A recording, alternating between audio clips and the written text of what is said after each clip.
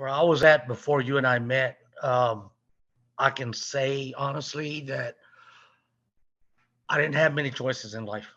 And when I say that, um, it was sink or swim for me, and it was leaning more towards the sink because I've been there before.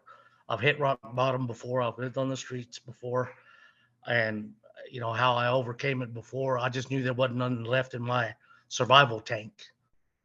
So yeah, it was sink or swim. I know that for a fact. I didn't feel like I had nowhere to go. You know, and no matter what I had, uh, even my children, it just wasn't enough. It just I felt like a failure. Period. Okay. And I didn't want to go on. Yeah. And Chris, you don't have to share any of the details of your separation or divorce, but would you maybe just let people know like which stage you were at when you and I first connected? Whenever you and I connected, I believe she had been gone for about a month, maybe. Okay. She left me, for her ex-husband who was in prison, and did several other things to me. That really, really tore me up because I felt like I felt like I was a good human being, and I, provided the way I thought I should, and I've always kind of felt that way. Although, and I guess we'll get to that here in a minute, but yeah, it was devastating. We were together 15 years, a little over 15 years, and it just I don't know, it just happened, and when she left, it's like all I knew was gone, you know, Yeah. and yeah, and she would kind of play games with me back and forth, and even send me more into a depression. And prior to her leaving me, about a month prior to that, I had caught her texting another guy, which I'm assuming was him, and it triggered my alcoholism. And I want people to know that a lot of people think that oh, it's just about picking up a bottle. No, it goes deeper than that because I should have been dead. I should have been dead. When prior to her leaving me, like I said, I got triggered and I was drinking maybe a fifth or more of vodka a day. Um, and then once she left, and I still don't know how I recovered, but I drank 3 half gallons of vodka in about 2 days, and I know I laid there in bed and I didn't move, didn't eat, nothing. And when I came about, it was the darkest place I've ever been in my life. And I've come down hard many times, but never like this. Yeah. Then the depression really set in, and I tell you, my mind was just, I, it was like I said at that point, I wanted to end it. I knew there was no way. I really felt that in my heart. There was nothing left for me to do or to try. Okay. You know. So Thank you for sharing that, Chris. I know it's not easy stuff to talk about, but I think I know a lot of the men I speak to are having those moments and really those weeks and months also where it just doesn't seem like there's anywhere to go. Um, Chris, can you tell them the flip side? And that was not so many months ago. How are you doing now? oh, I'm doing wonderful. I'm doing great. How long has it been, Rachel, that we've been together? So I was just thinking I should have looked that up to be precise, but is it 4 or 5 months? Is it? I would say about 4. Yeah, I think maybe Yeah, close to 4. yeah, yeah. Um, Well, and I have to share this, that I was watching many videos every night on marriage, divorce, how to get your ex back, how to get your wife back, how this, how that. And I was still in a very, very deep state of depression. Um, and then, I one day, and I want to really, really elaborate on this because back when I hit rock bottom, a lot of people told me, you need to get out, you need to go to the gym, you need to do this, and I refused because I felt like it was a waste of time. And again, prior to meeting you, I kept like I don't know. I think a little bit of the fight kind of started kicking in, sort of. But and I also want to say that even my family, I didn't feel the love for them. I loved them, but it was like don't be around me. But anyway, one day I was like, well, I have to go to the gym. Maybe that is a way out. Maybe that will help me. And I didn't realize how I looked physically. I never realized that because I thought I was looking through the crystal ball, as Rachel Sloan will say, the bad one.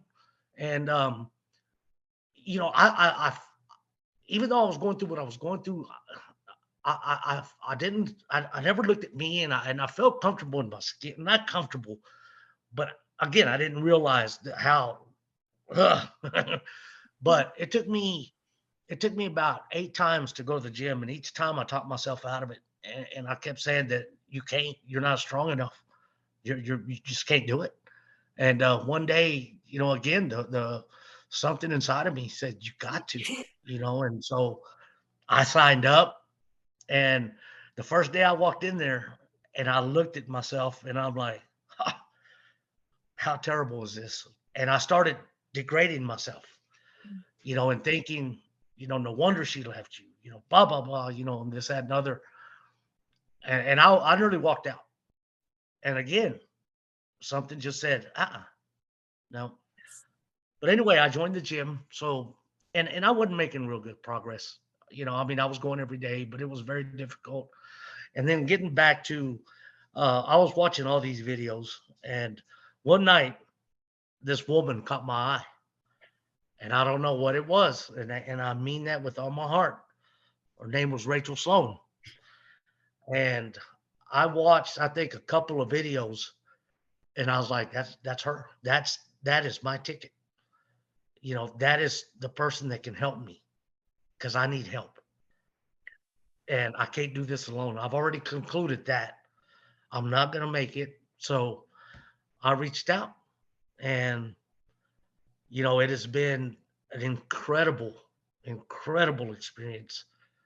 For me, um, I can honestly say that had I not done it, I don't know where I'd be. I really don't.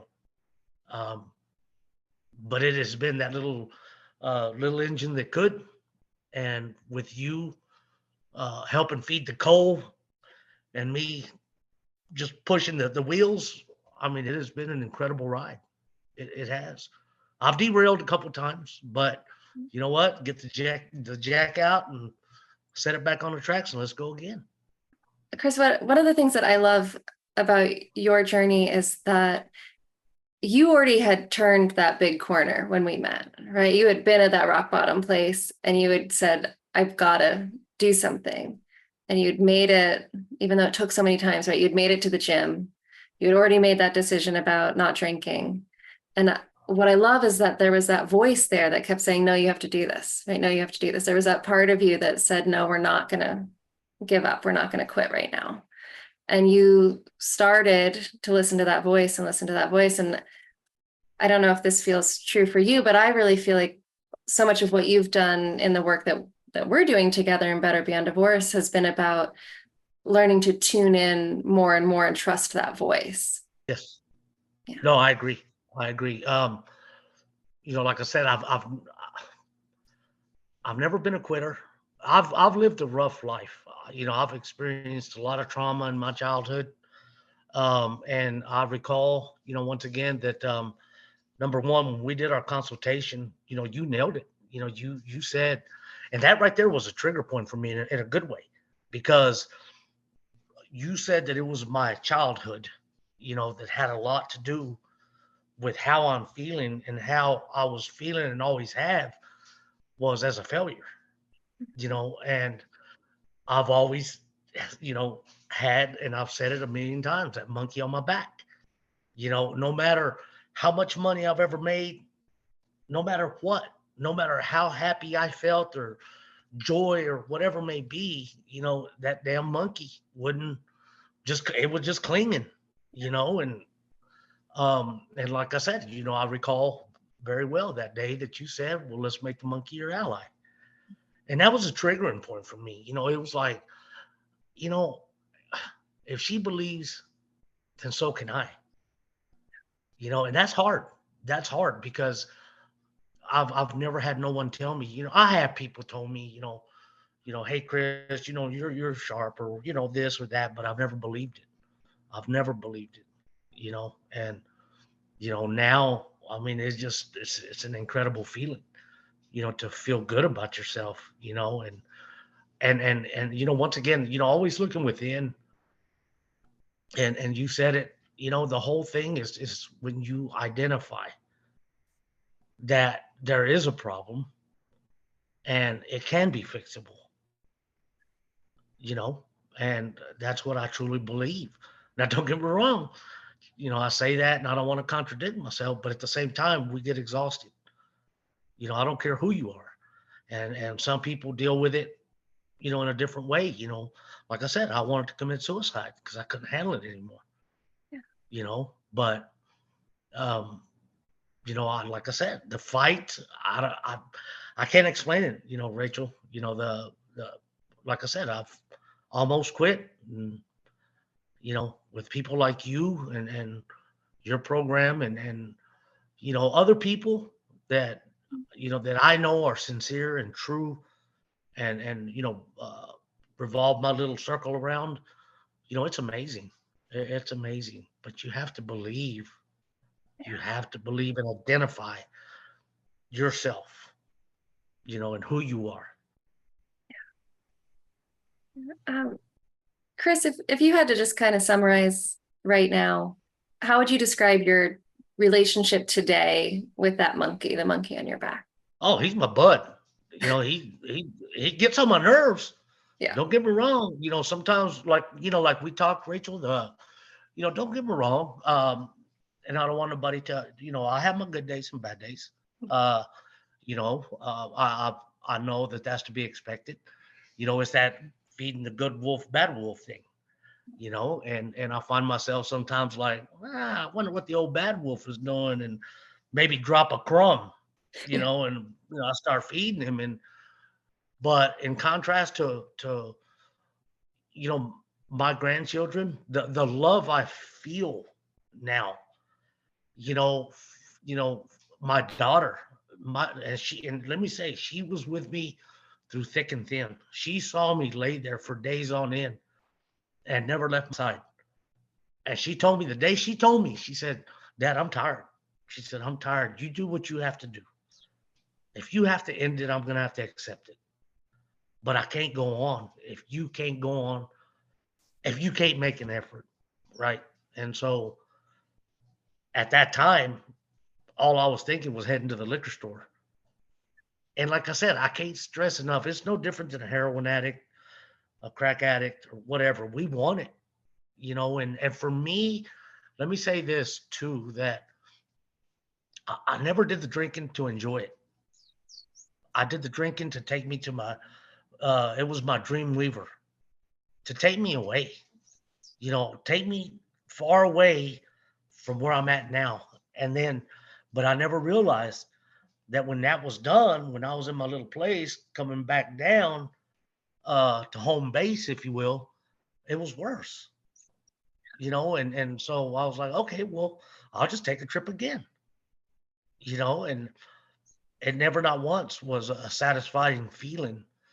But again, to answer your question, Rachel, where I'm at now is just I feel so much love, um, for myself, for my grandkids. Um, it just I don't know, it's so incredible. It's so incredible. What would you say to somebody who's in a place similar to where you were and who's thinking about trying to figure out if my program, Better Beyond Divorce, is the right way forward to them? What would you tell them? I'll just tell them I know based on my experience in my relationship, with you, you have been one hell of a coach. Whenever I've needed uh, to reach out to you, you've responded, and emails, whatever it may be, one on ones, and trust me, I'm one of these, and I'm just going to say it. And again, I'm very vocal that if I didn't from the get go believe that this was helping me, I would have quit. And and I just know that you are a very incredible person, Rachel.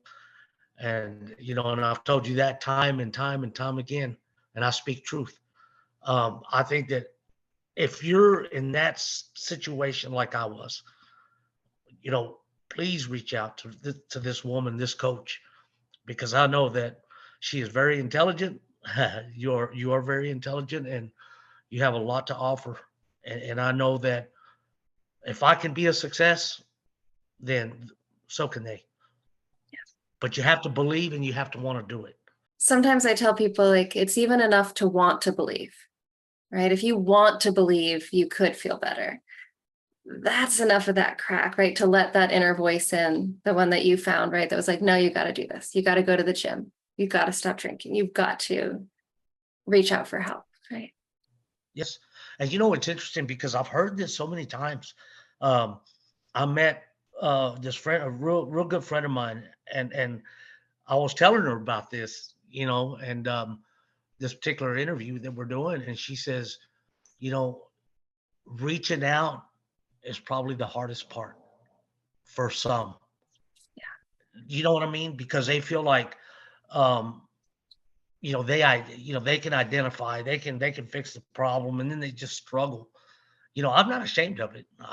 You know what? I'll tell anybody. I got a life coach, and you know what? She's brilliant. I'm, and I would recommend anybody to her. And yeah, that's the way I feel. That you have to, don't go at it alone. Don't. I mean, if I could sit here and talk to you 24/7, I would. But I mean, I'm at the point now where I'm really confident in myself. And we talked about the low self-esteem I had. Well, as days go by, I mean, I'm like, yeah, buddy, how about this? But yeah, yeah. But it's again, it's all thanks to you, Rachel, and the people around me. Well, and I would, it's really been it's been an honor for me, Chris, to be able to be a witness and a part of this journey you're on. But I would say I think the most important piece is that inner voice, right? That was with you before you and I even started working together. And I think so much of what you've allowed me and invited me to do is to help you grow that voice and listen to it, because it is, our relationship and definitely the other relationships in your life. There's so much healing power and support in that connection. But one of the things that I think has just been so cool to watch with you is how you're starting to find that connection internally too, right? And learning to trust that inner voice is a good voice and that it knows what's good for you and that you can persevere with it. I can honestly say that and man, I cannot stress this enough that I've had triggering points, good triggering points. Of course, the way my mind works, but the little exercise we did with my younger self, that you don't know how many people I tell that to, and I promise you, 9 out of 10 are going to start crying, and of course, I'm going to start crying, because it's like it takes me right back to that moment when we did it. For me to see that, I've always still pitied myself, so to speak, because the way I was raised, no love, no affect, nothing. But now I'm like, no, I'm gonna make him he's gonna be strong. Yeah, well, I got you. I got you. Yeah. You know, Yeah, it's like it's amazing, and that's for anybody who watches this who doesn't know this exercise. One of the things that we do in the program is go back and almost reparent a part that needs a little reparenting. And yeah, I love the way you're describing it, right? Because it's so easy, right, to snap back to and connect to that part of you that needs that love and to now give it. Because you can look back and remember and say, oh yeah, I didn't get this and I didn't get that. But then when you can feel it and give it to yourself, and then that's something you always have, right? You can and always. not only that, Rachel, but I feel like I look at my grandkids and my daughters, but even though they're grown, they're all about money. Hey, Dad, you got any money? Go on. But my grandkids, I want to give them the love that little boy so desperately longed Mm. and needed, right? Yeah. And so that's how I see them. They are so precious to me, and I will not. I mean, I feel bad if I don't take them to the water park. I mean, it's like, okay, I got a lot to do today or whatever. But anyway, yeah, I mean, and that's what I'm saying. It is not only that, but it has transpired into how I react with them, you know, and yeah, and honestly, uh, I had violent tendencies before, and even then, even now, there's a thing that you can tame the inner beast in you, and I think that's what we've done through also, through this program, is believing, that you don't have to take these certain actions because you're better than that. The old me, a couple of weekends, 3 or 4 weekends ago, probably would have been in jail or something, but no, I looked at it and said, no, I'm a better person than that. I'm a bigger person. And And, you're and there's a song, Rachel. There's a song that, um, by Chicago, and it's so weird because, I used to listen to all these sad songs, um, and it would bring me down, right? Back in the day. Now I listen to them, but I listen to the words, but that this one in particular by Chicago, it's called "I've Been Searching All My Life," and that thing is, I mean, a lot of us to a T, because at some point our tears are going to come to an end, and we're going to understand where we were at and where we're at now, and we're going to have a smile on our face, and I believe that. that that's so beautiful and so inspiring. Is there anything else that you want to share that you feel the need to say, or do you feel like um, that's a nice moment to give folks to end on? Yeah, I think so. Well, once again, I want to end with, I truly believe that, for a lot of broken men out there, um, not only is this program, I know a really good thing, um, and believe in yourself.